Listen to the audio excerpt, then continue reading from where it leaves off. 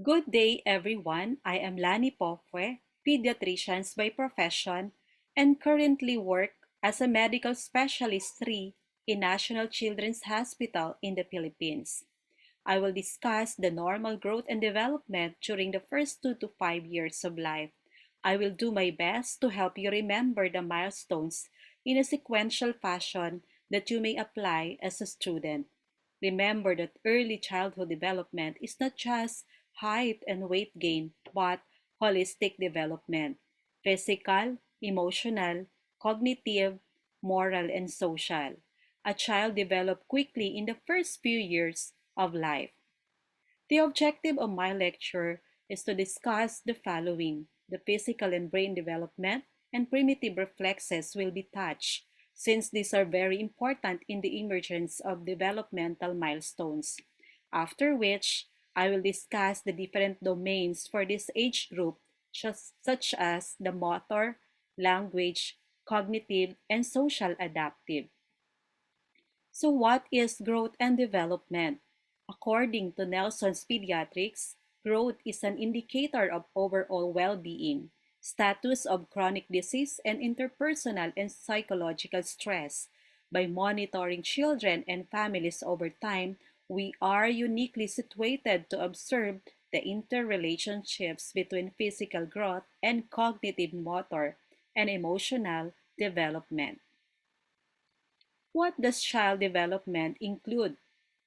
Child development covers the full scope of skills that a child masters over their lifespan, including development in cognition, the ability to learn and problem solve, social interaction and emotional regulation. This is interacting with others and mastering self control, communication and speech and language. This is understanding and using language, reading and communicating, and gross and fine motors or physical skills and sensory awareness. Why is child development important? Observing and monitoring child development is an important tool to ensure that children meet their developmental milestones. By checking a child's developmental progress at particular age markers against these arbitrary timeframes, it allows a check-in to ensure that the child is roughly on track for their age. If not, this checking of developmental milestones can be helpful in the early detection of any problem in the development. The earliest possible detection and early intervention treatment, if appropriate, of developmental challenges can be helpful in minimizing the impact these developmental delays can have on a child's skill development and subsequently their confidence, or serve as an indicator of a possible future diagnosis. The prenatal period and the first year of life provide the platform for remarkable growth and development.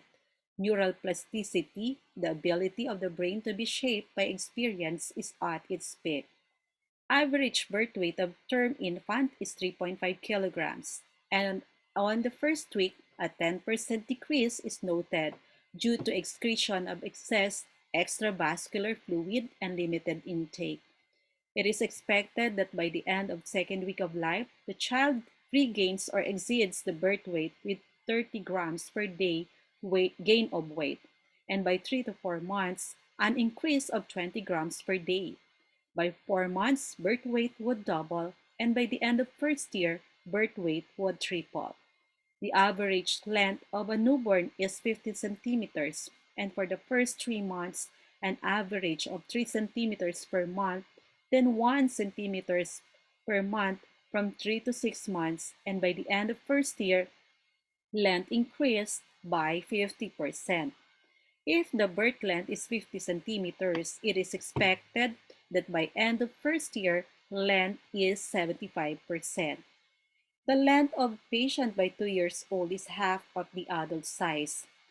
Average head circumference at birth is 35 centimeters, with increase of 2 centimeters per month on the first 3 months.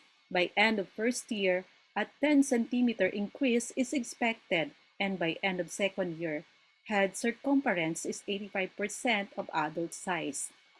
If the head circumference is small in size, we might think of microcephaly and anticipate problem in the development in the future.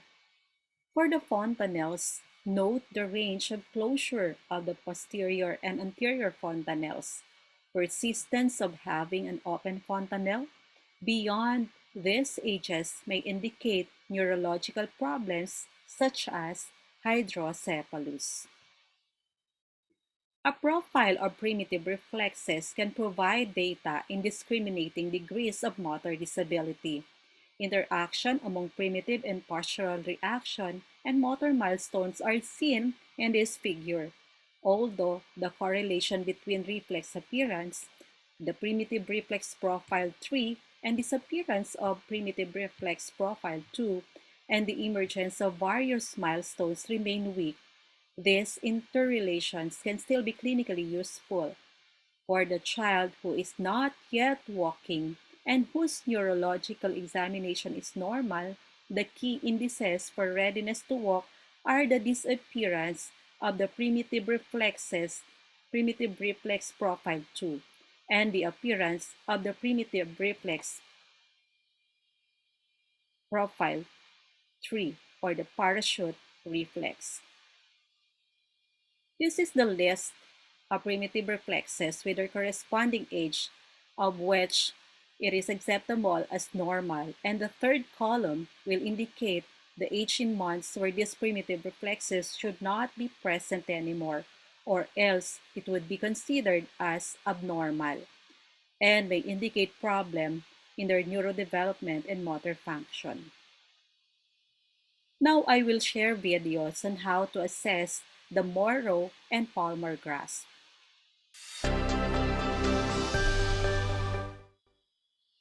Assessing Newborn Primitive Reflexes by Dr. Nina Gold.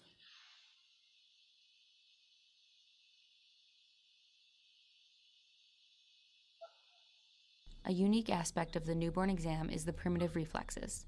When assessing them, note if they are symmetric, as asymmetry may indicate a neurologic or orthopedic condition. To test the Moro reflex, hold the infant's hands and pull forward until her head is a few centimeters above the bassinet. Drop her head gently into your other hand. Her hand should open and her upper extremity should extend and then retract. The palmar grasp reflex is easily listed by pushing your fingertip into the baby's palm, causing her to wrap her fingers around yours. The rooting reflex is evaluated by stroking the infant's cheek, leading her to start suckling her mouth in anticipation of a feed.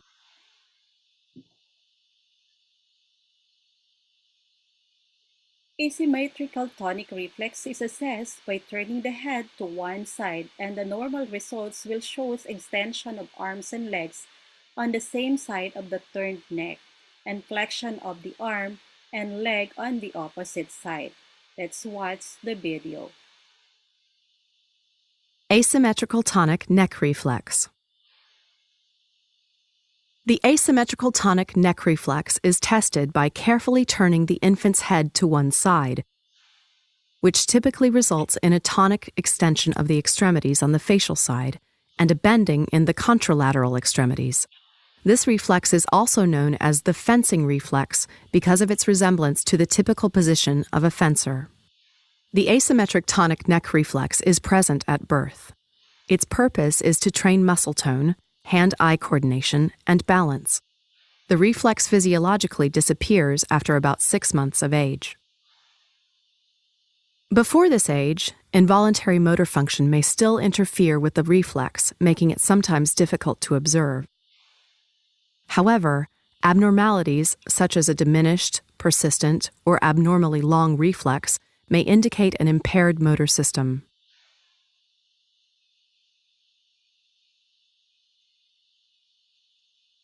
Now let's move to parachute reflex. This is assessed when you move the baby down facing the floor, and the normal reaction would be the extension of upper and lower extremities and the spreading of fingers.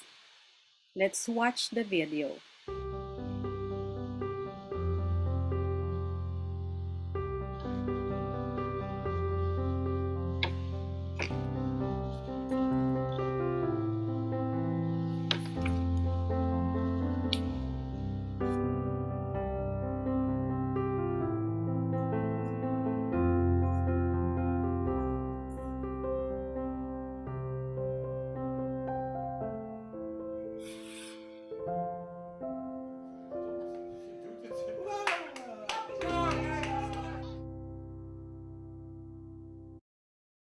To evaluate the Landau reflex, the baby is placed in a ventral position face down on your arm, forming a right angle with your forearm. The baby should straighten his torso and lift his limbs and head. Generally, these movements are accompanied by the bending of the knees and elbows. Here is the video of Landau reflex.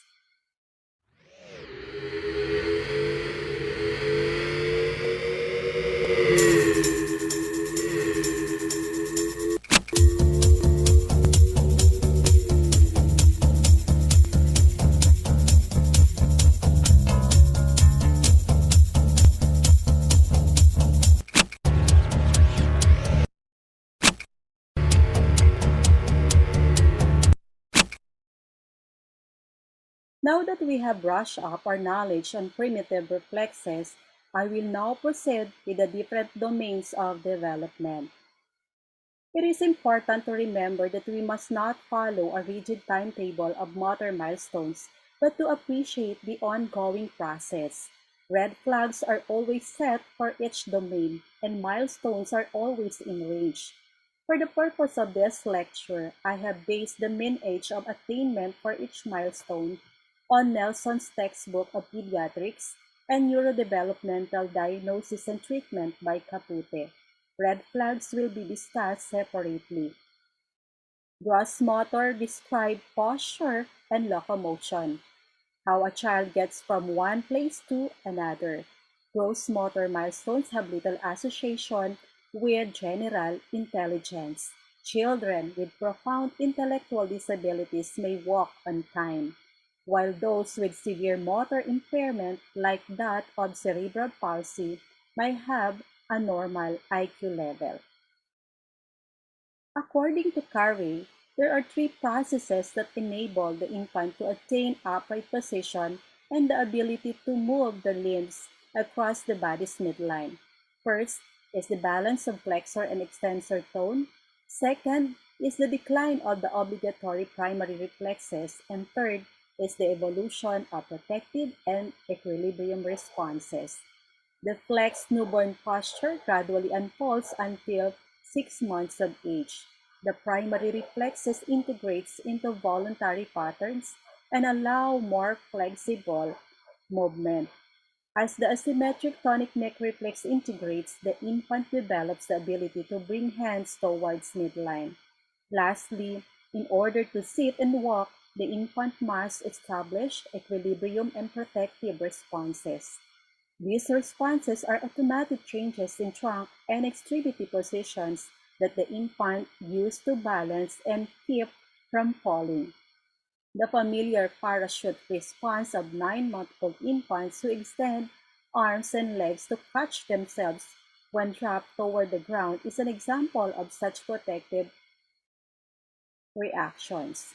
No single motor skills can be used as an indicator of neurologic integrity or dysfunction. Now let's watch a video of a 4-month-old typical and atypical development.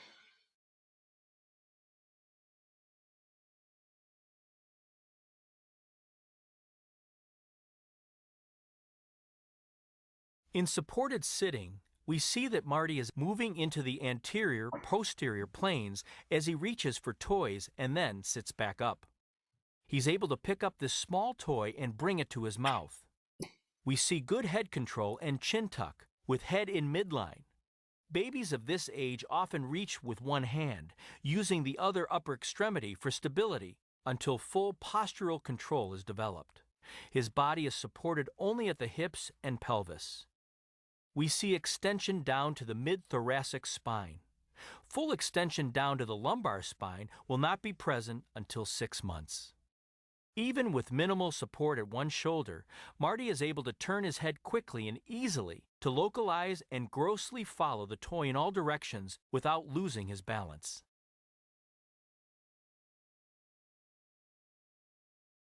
In supported sitting, Owen exhibits a momentary burst of head lifting in midline, but he is unable to maintain that head position for even the briefest period of time. He is unable to turn his head or look side to side, even when the examiner provides support at the upper arm and shoulder.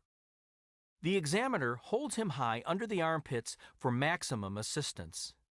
Owen has difficulty activating his vision in this position, unlike Marty, who is able to visually fixate on and begin to track a toy. The extremity movement that Owen demonstrates is used to compensate for his decreased strength, control, and stability in the head and trunk.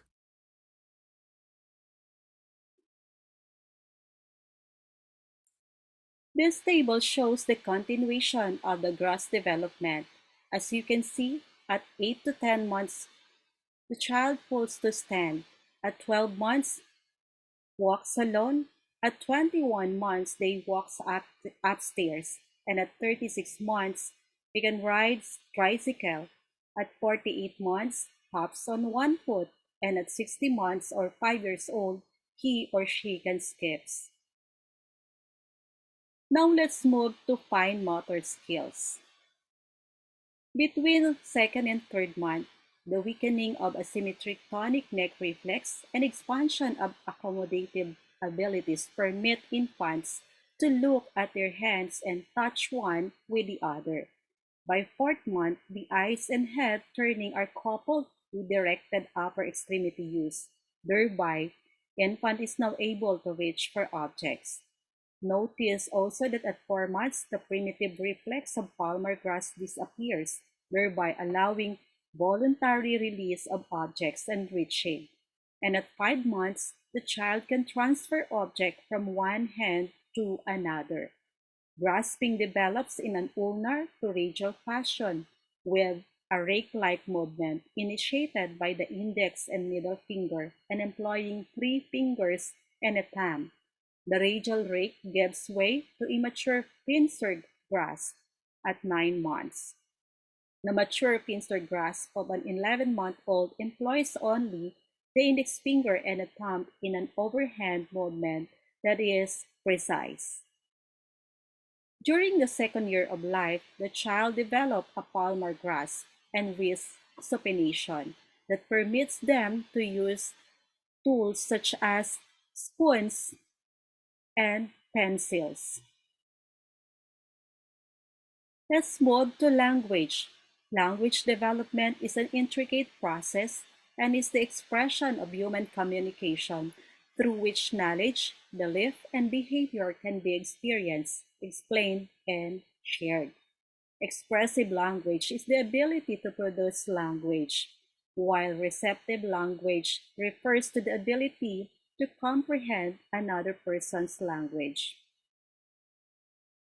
Newborns demonstrates the basic building blocks for language development through social interaction with adults.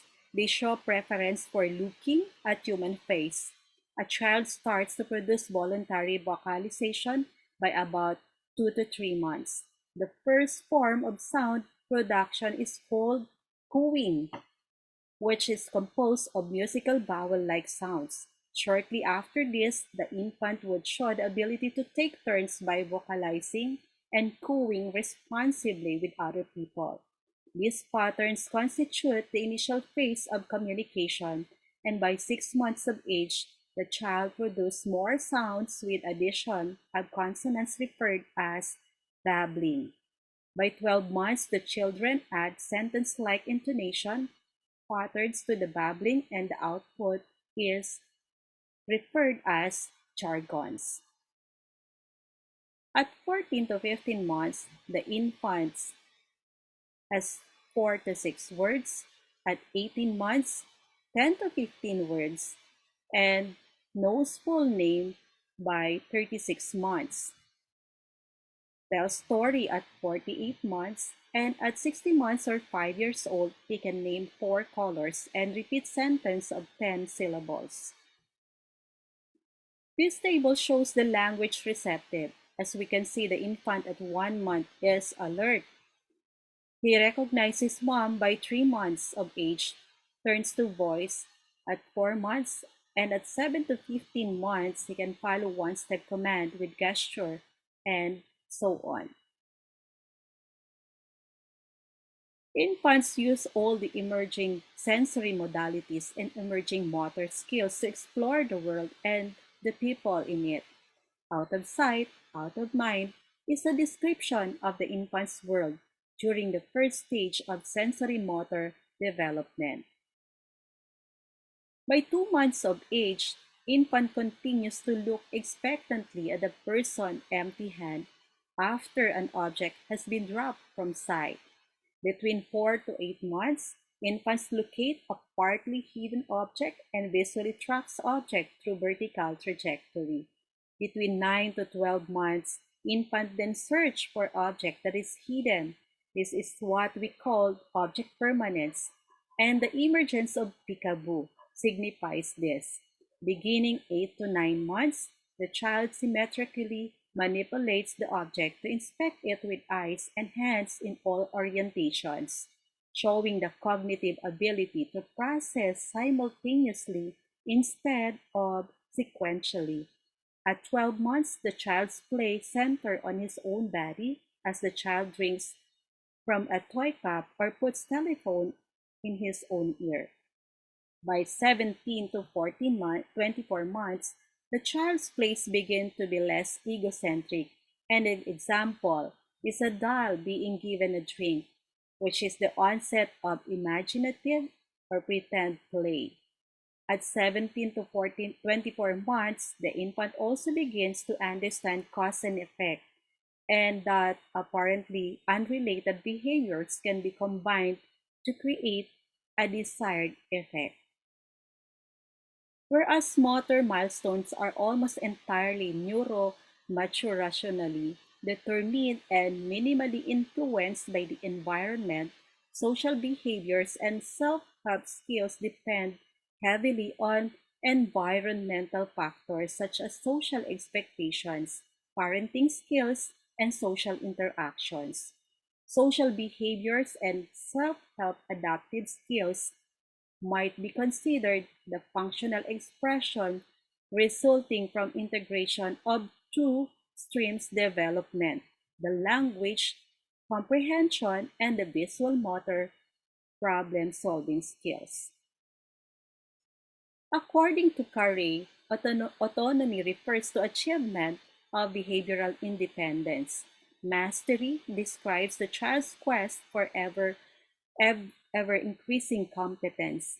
The complementary processes require that caregivers and infants continually renegotiate control of the infant's bodily functions and social interactions. Sensory abilities in infants matures rapidly during first year of life. All skills are related to each domain's development. At 9 to 10 months, peekaboo occurs and it signifies object permanence. At 10 months, infant knows that parents still exist when they are not seen, but infants at this age cannot imagine where they might be. No wonder these infants vigorously protest separation, signifying also the separation and stranger anxiety. Stranger anxiety results when the infant can now actively compare unfamiliar and familiar people. Tantrums common in the second year of life arise from the child's effort to exercise mastery and autonomy. The first 2 years of life is a time of rapid growth and development, particularly in the realms of social, emotional, and cognitive skills as well as motor development. The child's newly found ability to walk allows independence, but the child continues to need secure attachment to the parents. While genetics and nature have profound effects in child's development, nurturing and environment also have significant effects. A child is a born learner, and we all have the job to give them a convenient place to learn new things and let them explore his world. As Albert Einstein said, I never teach my pupils. I only provide the conditions in which they can learn. Thank you very much.